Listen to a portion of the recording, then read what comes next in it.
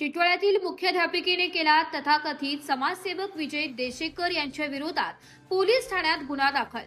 टिटवाळ्यातील केएनटी public शाळेच्या मुख्याध्यापिका माधवी गायकवाड यांनी तथाकथित समाजसेवक विजय देशेकर यांच्या विरोधात मानसिक छळ, धमकी आणि शासकीय कामात अडथळा निर्माण केल्याचा आरोप करत टिटवाळा पोलीस ठाण्यात एफआयआर दाखल केला।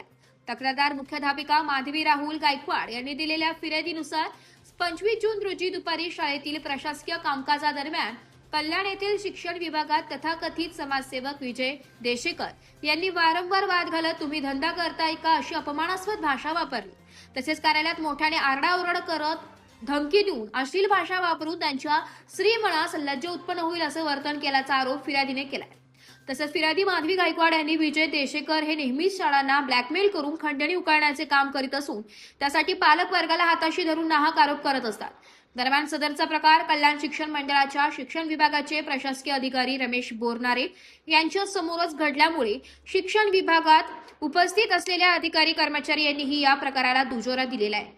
केएनटी पब्लिक स्कूलच्या मुख्याध्यापिका माधवी राहुल गायकवाड यांनी तथाकथित समाजसेवक विजय देशेकर यांच्या विरोधात गुन्हा दाखल केल्यानंतर आता त्याच्यावर अनुसूचित जाती जमाती अत्याचार प्रतिबंधक अर्थात अॅट्रॉसिटी कायद्याअंतर्गत कारवाई करण्याची मागणी करत टिटवाळा पोलीस ठाण्यात लेखी तक्रार अर्ज दिलेला आहे।